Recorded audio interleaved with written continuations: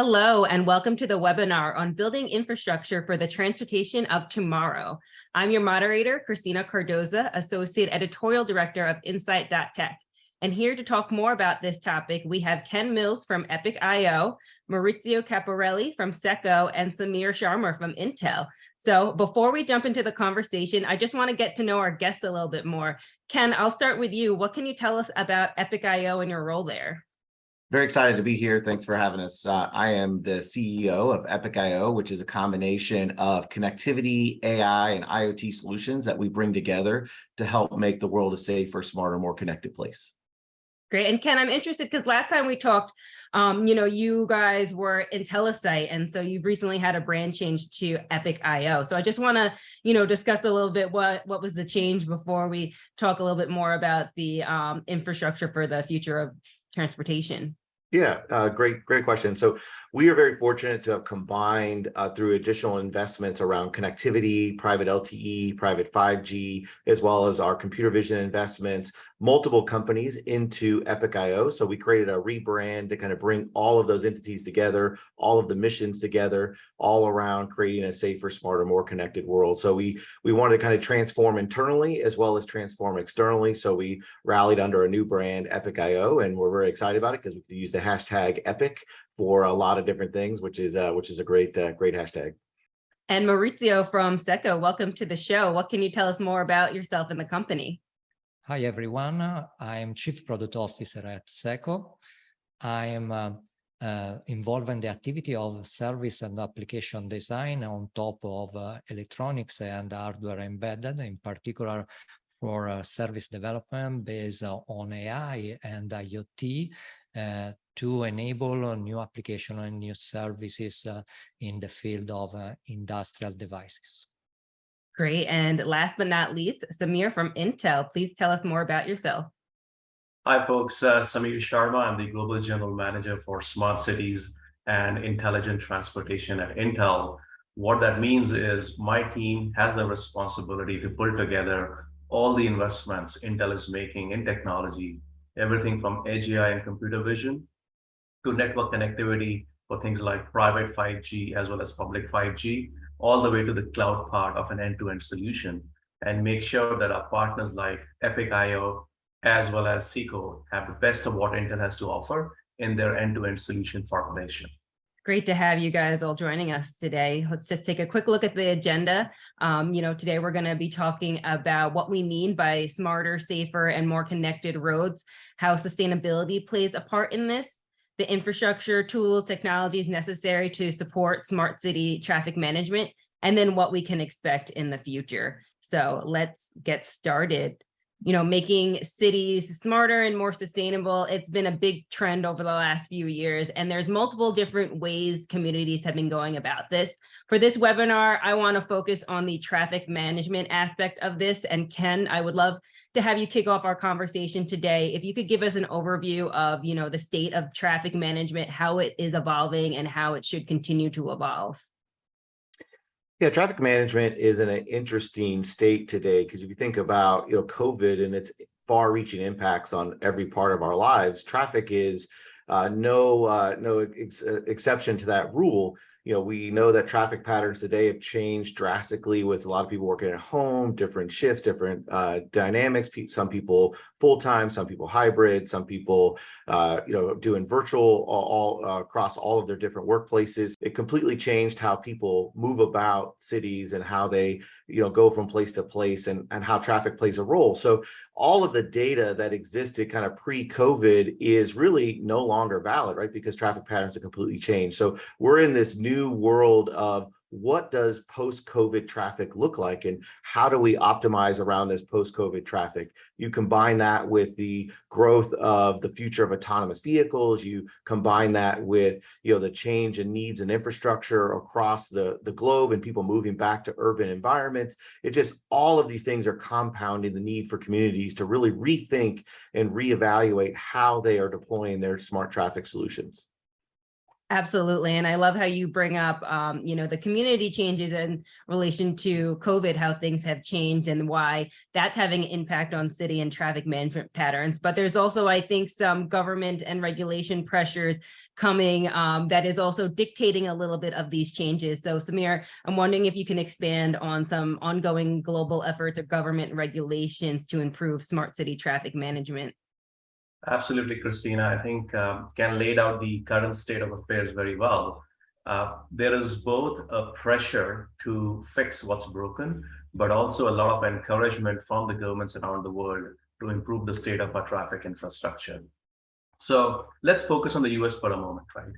In 2021, we had more than 42,000 road fatalities.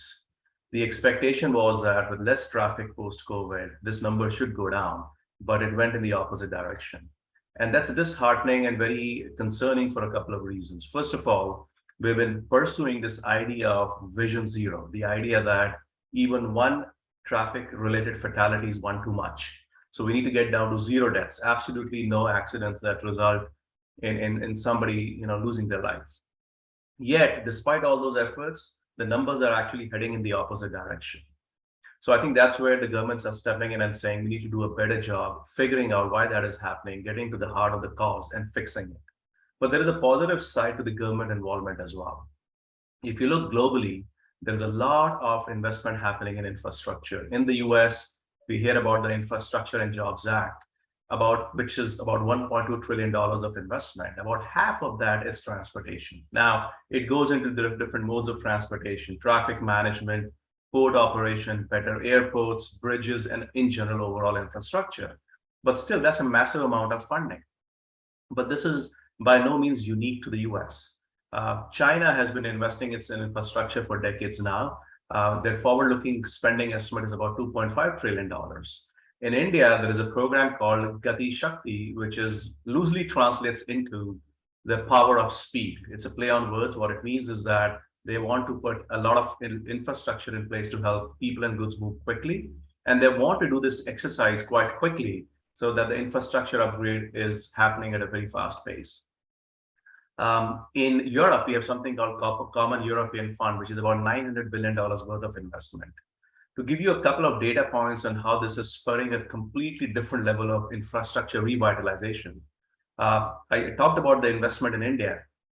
The National Highway Authority of India is overseeing construction of roughly 30 kilometers of highway every day. This is new highway being laid out every day. We have not seen this level of investment for decades. I think in the US, last time we saw something like this was likely in the 1950s when the Federal Highway Act was passed that spurred the creation of the entire interstate highway system in the US. So now bringing it back to what it means, I think it's both a responsibility and an opportunity for the ecosystem to step up and start thinking about, hey, this physical infrastructure of the past has to be looked at as physical plus digital infrastructure, if you think about what it means going forward. If you don't do that, and I'll share some more examples in the conversation as we go along. If you don't do that, I think we'll be making a huge mistake in how these massive amount of funding, public funding, is deployed. So with that, I'll turn it back to you, and then we'll cover more of these details as we go along. Yeah, absolutely. And we'll get into how the infrastructure is changing and the tools and technologies making it possible. But, in addition to the safety aspect and, making sure that roads are clear and safe and that we're collecting all this data, there's also a big sustainability aspect in all of this. And I think the rise of electric vehicles, that's one of the biggest things happening in smart city management, especially as a way to hit some of those sustainability goals. So Maurizio, I'm wondering if you can talk about, the role of the smart, electric vehicle adoption and how this factors into this conversation today. Yes, electric vehicles is actually a very important point for the building sustainability and for smart cities and for communities that live in these cities. It's very important from this point of view, the infrastructure part as mentioned by Samir. The important aspect is that the electric vehicle change the way to think service and infrastructure. The electric vehicles are very connected, very powerful vehicle with many sensors, with the potentiality to manage data and information. And this is very important for the city infrastructure, and also to define a new kind of services.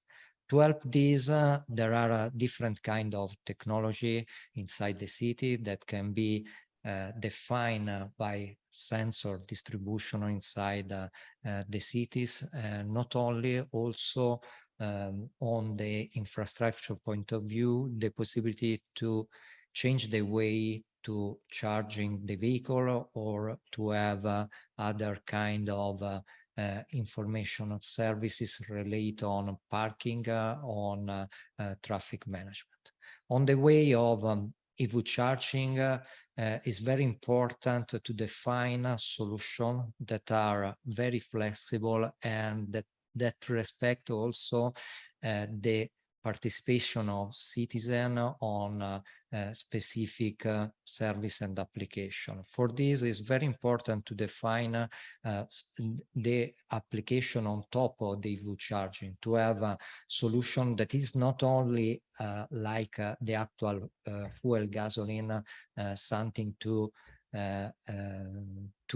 enable the car, but also to give more information, to have to add different kind of services, also to change in the specific aspect some business model regarding the mobility.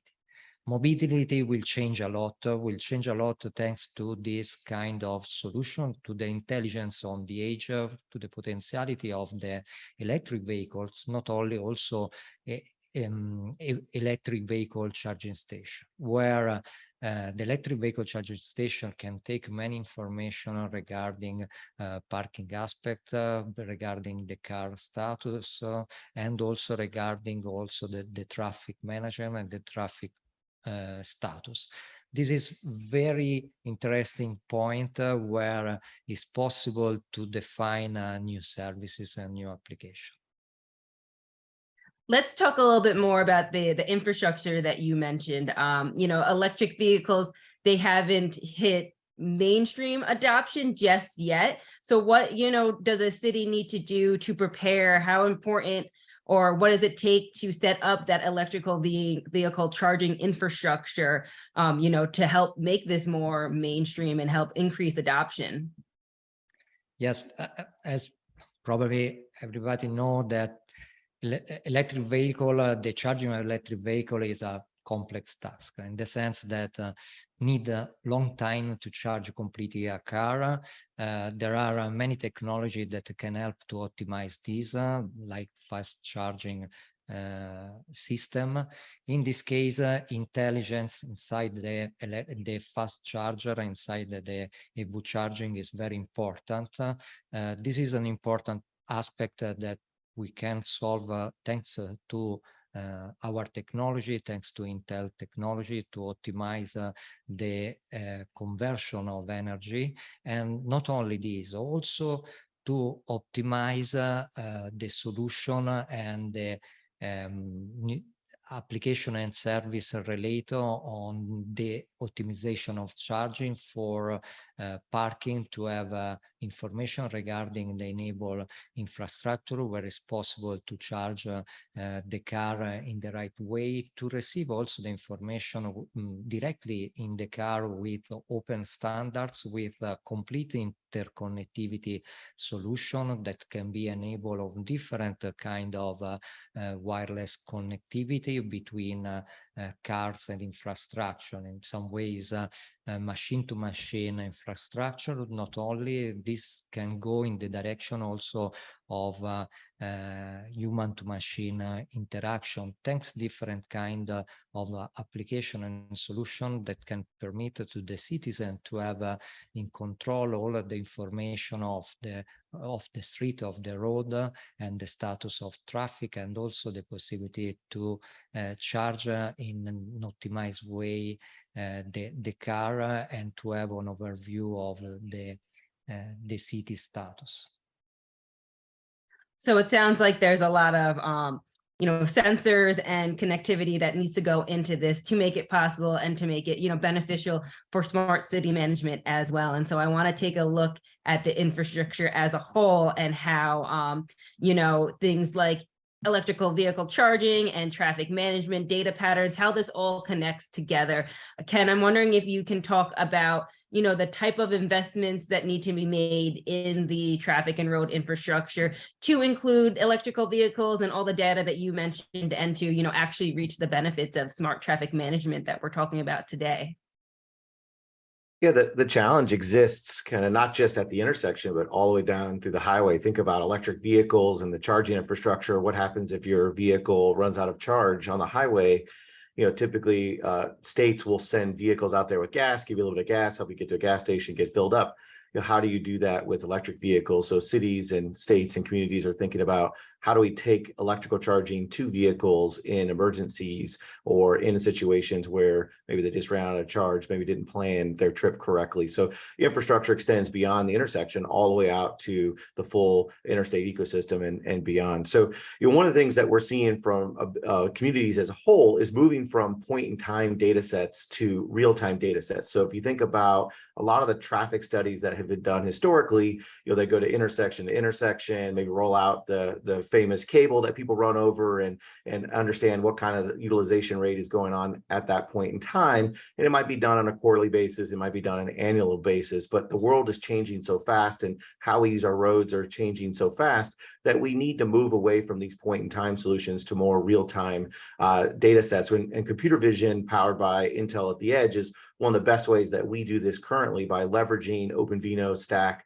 at the edge, at the intersection, we can give communities real-time analysis of what the utilization rate is by what type of vehicle, pedestrian utilization, wheelchair utilization, how long does it take people to get across intersections, how many people are actually using those scooters that you see everywhere downtown, how many people are in multi-person vehicles, how many big trucks are coming through the intersection, how do you do real-time route planning, real-time response to traffic, and then combining that with sensors is also becoming super important. So understanding what the impacts of air quality are at individual intersections based on the type of traffic coming through that intersection, right? So kind of back to that sustainability conversation we had earlier, as well as really interacting with people. Distracted drivers are a huge issue with people looking at their phones, looking at their screens, not paying attention to where they should be. But it's also distracted pedestrians, right? People are looking at their phones as they walk through the crosswalk, and they're not paying attention that there might be a vehicle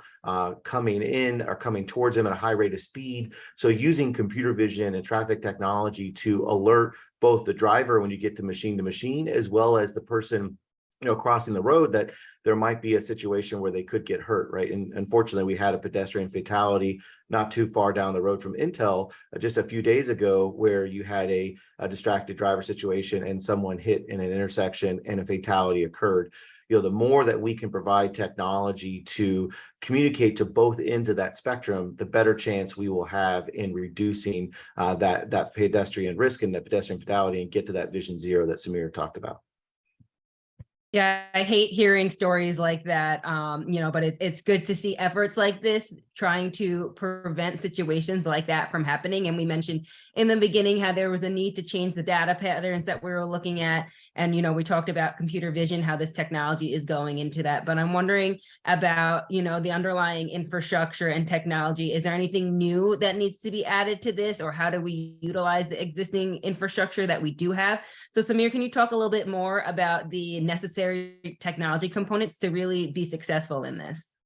I think Ken articulated very well how computer vision has become a very fundamental and critical technology in implementing these use cases by being our sensor, right? To understand what's happening around us. But if you take a step back, if you look at traffic intersections globally, we've got just under 1 million traffic intersections. And these intersections tend to be both the choke point and the #1 place where fatalities tend to happen. Not surprisingly, it's very intuitive. Traffic intersection where cars are heading in different directions, pedestrians and vehicles are hopefully interacting in a smooth manner. But that's where the possibility of an incident is the highest. In addition to what Ken described, I think there is an existing opportunity to connect both the sensing part and the control part at the traffic intersection. And let me expand on that. Today, you literally have two different systems. You've got roadside units, roadside equipment, which may be sensing what's going on. using cameras. The primary use cases today is somebody jumping the red light, is traffic congestion starting to happen, just basic fundamental analytics, right?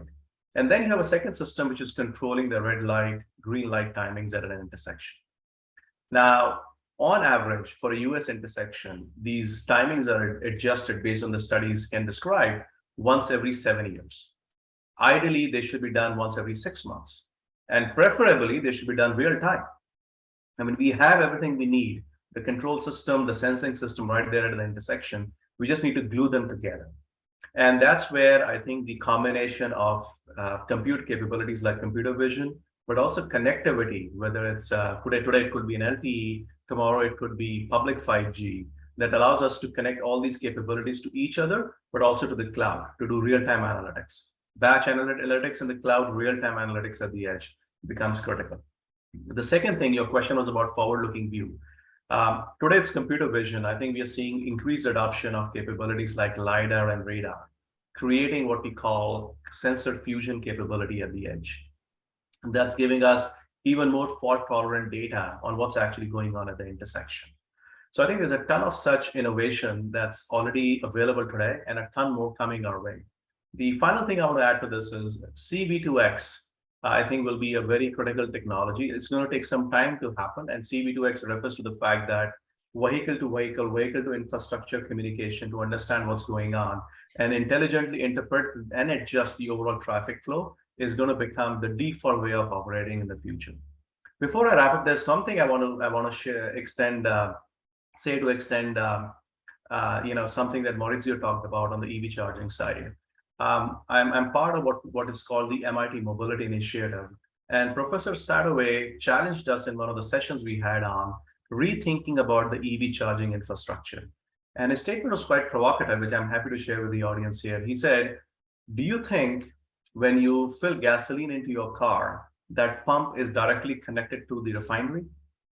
And that made us rethink how EV charging and the ability to charge needs to be a bit more distributed than the current model of everything it taps into the electric grid all at the same time, versus having a more distributed system that doesn't put all this load on the electric grid when at 5 p.m. people come back and they all start charging. And so demand supply matching using that distributed model would be another interesting thing to look at as we look towards the future.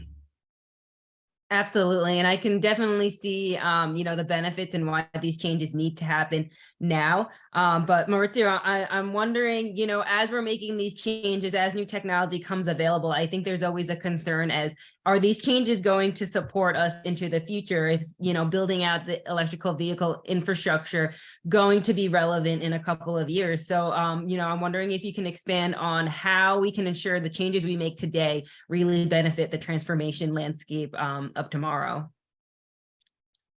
Yes, more in general, the important aspect regarding this is the flexibility and the power of the edge devices. This can be related on EV charging, but also can be related on a specific edge device for traffic management or status in the smart city for different kind of application.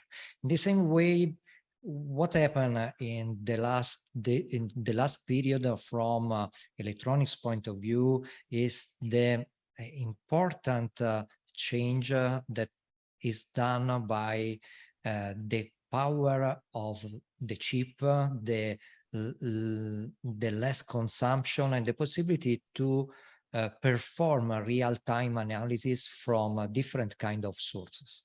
This is very important, and also for EV charging, you have a set of input devices, that is cameras, ambient sensors, that is microphones, and output display, audio, etc. This technology can help to manage all the sensor and all the information that are in the physical space and define a new kind of service. But it is something very similar to what happened on the actual smartphone, no? Because we have CPU, GPU, and AI chip integrate, and the possibility to analyze a big quantity of data to define a new application. On the same way, also for an EV charging, the future could be the possibility to have application that will change during the time. The possibility to define a new application and new services that can be deployed in a specific part of the city, for example, or for a specific event, in the specific. There are an event in the stadium, and there are the possibility to update the EV charger nearby the stadium with different kind of services and different kind of application that can appear on the display or directly the application to manage the device. This is, for me, is a very important key point for the future of the system, because it's something that changes during the time. It's not a device that have specific functionality and this functionality will stay the same during the time. Also, this functionality can be changed respect the data that are acquired in the physical space. This is another important aspect, because we can change the way to approach the EV charger or the infrastructure, the specific city infrastructure, respect the data that are taken during the time, and this can be changed the way to interact with the end user. And this could be one of the key points for the future. So I love hearing all the changes in the technology necessary to go into all of this. But one of my favorite things in talking about this is learning how this is actually being put in practice. So I would love to hear, Maurizio and Ken, if you have any case studies or customer examples you can share of how they're implementing your technology, what the benefits have been, and how you continue to work with them. So Ken, I'll start with you on that one. I'll give you two good examples. One, Samir talked about that vehicle to infrastructure communication opportunity. We were very fortunate to work with the city of Sacramento and Verizon on one of the first ultra wideband 5G examples of this in the real world. So what the city of Sacramento did to really help impact Vision Zero is build, from what I'm aware of, one of the first early solutions where the traffic signal through computer vision cameras would identify vehicles coming into an intersection, identify pedestrians cross the intersection, and if they saw a situation that could be at risk, would actually communicate to the vehicle directly through ultra wideband communication to get that very quick, almost near real-time communication to the vehicle that, hey, you need to stop because you're about to intersect with a person and potentially cause a pedestrian fatality. So that was a great example of taking connectivity, sensor data, computer vision, vehicle to infrastructure communication to deliver a very meaningful outcome. Now, that was only across the city vehicles. Think about how that would impact the entire community if it went across all vehicles, right? Which is where I think the future is going. Another example is bringing that sustainability aspect into it. So we worked with another city, that city of East Point, where they were looking at their infrastructure as a whole from a safety, traffic utilization, pedestrian utilization, but they also wanted to know what the air quality implications were at their intersections. And air quality data by itself at the intersections was interesting, but it didn't really tell them why they were having an air quality situation where it was going worse or better.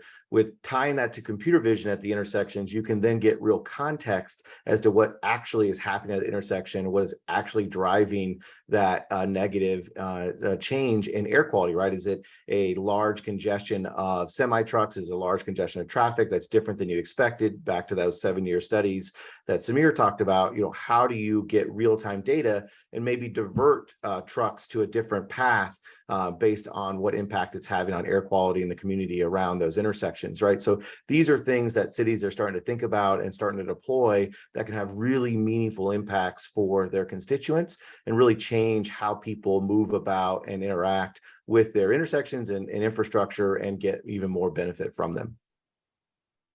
Yeah, I love that example because it's not, this technology is not just solving one thing. It's not just solving the pedestrian safety or traffic management issues. It's solving air quality. These things are all connected together, and it's finding, like you guys have all mentioned, the right tools and flexibility to be able to collect all this data, make sense of it, and then make actionable insights and decisions.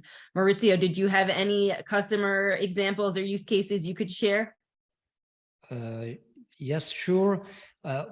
One of the main important example for our customers is the possibility for first to manage the status of the device remotely, in some way respect to the service team, with the possibility to analyze and to have information about all the devices. There are thousands of devices that are distributed geographically. And this is very important aspect because give the opportunity to the service to have all the information, all the data directly remotely, and to have also specific AI algorithm and classification models that can help the team to take a decision in a fast way, in a simple way. And this is very appreciated from the customers because for a reduction of cost in some way different from different level, also with the possibility to go in the analysis to update the machine remotely and to solve the problem directly, or on the other hand, to give the in a rapid way to give the solution for a specific problem for the device. Another important aspect is related on the possibility to update some specific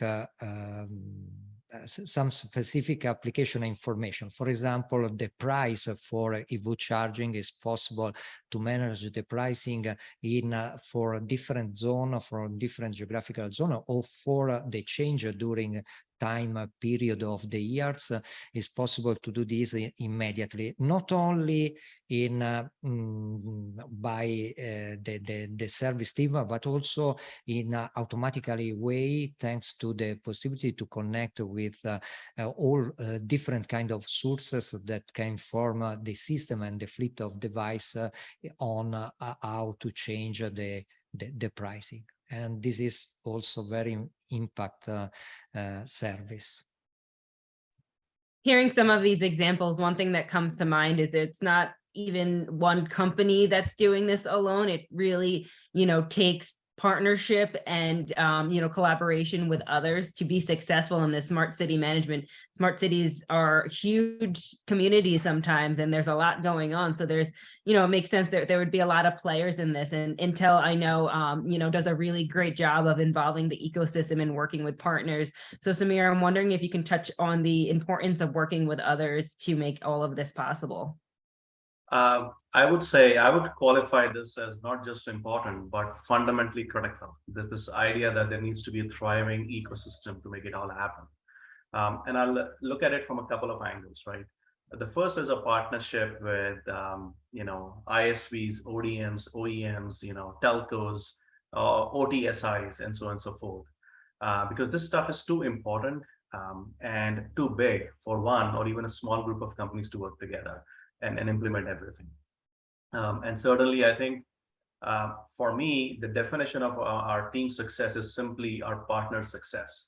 So when Maurizio come here and talk about the Intel platform, leveraging OpenVINO, the computer vision capabilities, the connectivity, to me, that's the definition of my success, to have them say that the work Intel is doing is helping them, is making life easier for them, is helping them deploy their solutions quicker, faster, at scale.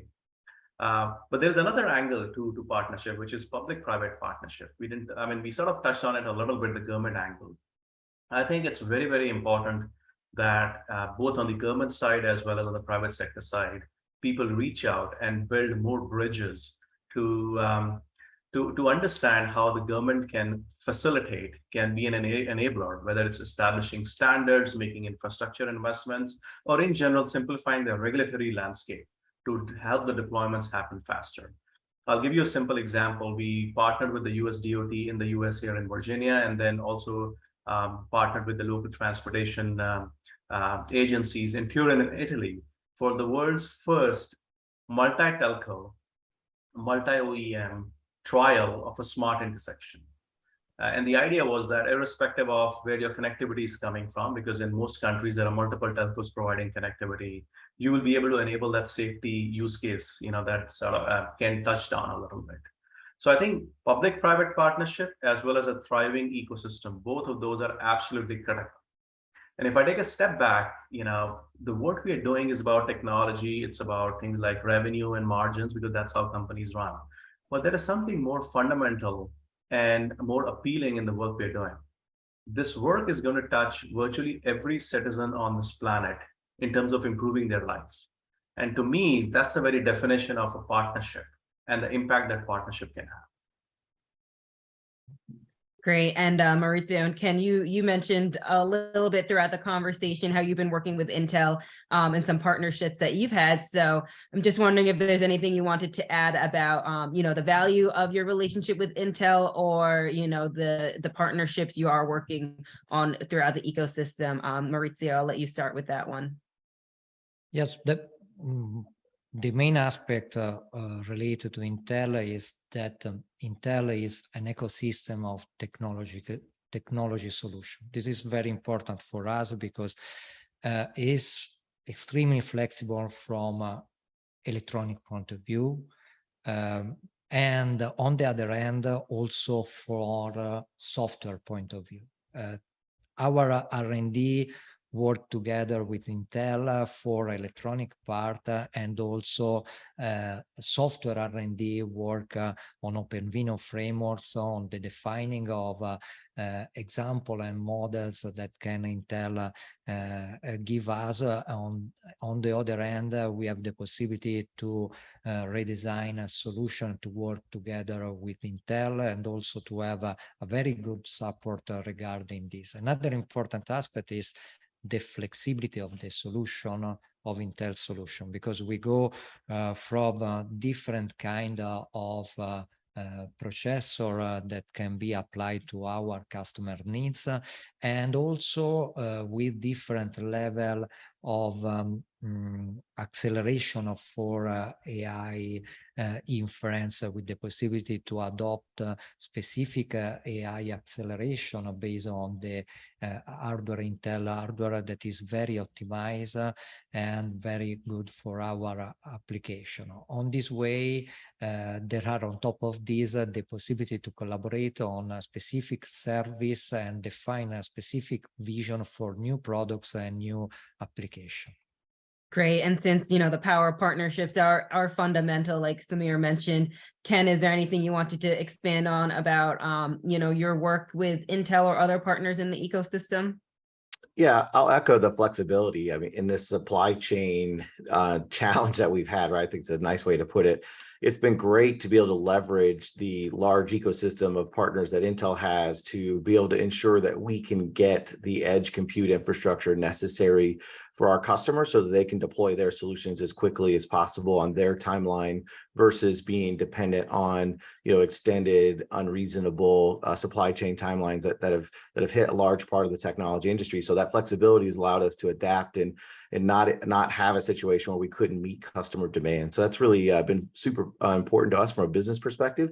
On the technology side, being able to leverage CPU with OpenVINO and then extend that to the Intel GPU aspect and seamlessly move the workload between the CPU and GPU, and really be able to optimize around when we need a CPU, when we need a GPU, when we need both, is really giving us a technology, again, advantage and flexibility that allows us to maximize the edge, take advantage of a MEC, take advantage of the data center, maybe a private cloud, public cloud infrastructure, without having to refactor our inferencing platform to move between different inferencing stacks. So being able to have a consistent set of APIs, a consistent technology integration to the Intel set, has really made it easier for us to deploy solutions where and when customers need them. So flexibility, choice, and adaptability have been the big benefits of our partnership with Intel. Well, this has been a great conversation, guys. Unfortunately, we are nearing the end of our time, but before we go, I just want to give a chance to throw it back to each one of you, to to talk about any short-term or long-term changes we can expect, where this is all going in the future, as well as any final key takeaways or thoughts you want to leave our attendees with today. Samir, I'll start with you. Well, I would say, look, I mean, in the last 40 minutes, you heard both from Maurizio and Ken how we are working together to not just predict the future, but to build it together. And I think that's, to me, is the very definition of taking on a responsibility on behalf of the society, the community. We're not here, just to create a profitable business. We are here to create solutions that impact everyone's lives, right? So when I see this kind of partnership, it makes me very, very bullish and hopeful for the future.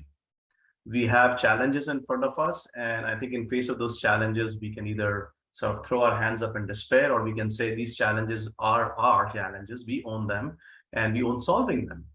And I think what I see happening in the ecosystem is that desire to come together, to work together. And my final hope is that the work we do will benefit multiple generations.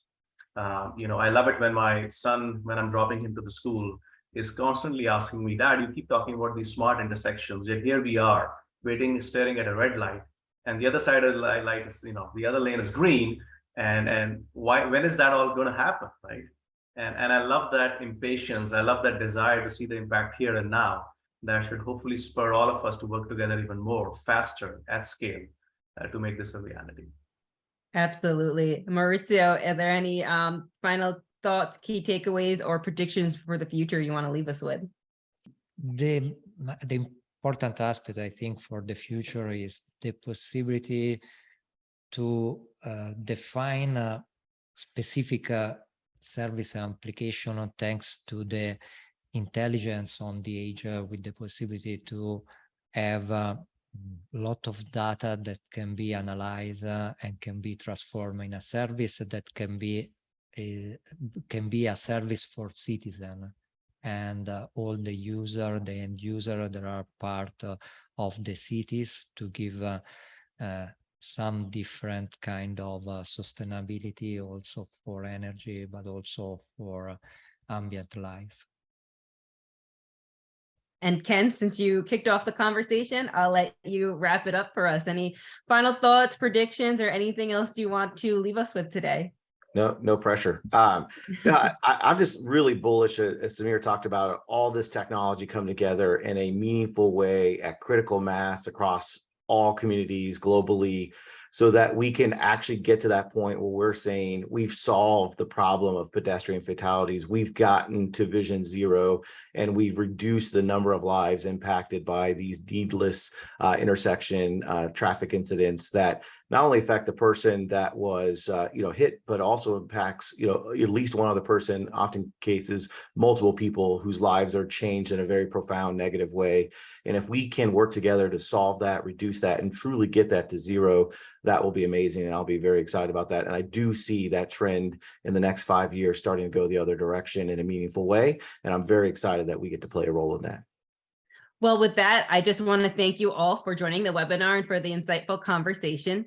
And thank you for our audience for listening in. If you want to learn more about smart city traffic management, please visit the insight.tech website. We have a ton more podcasts and articles for you to look at on this topic, as well as please visit the Intel, Seco, and Epic.io websites to see more about what they're doing in this space. Until next time, I'm Christina Cardoza with insight.tech.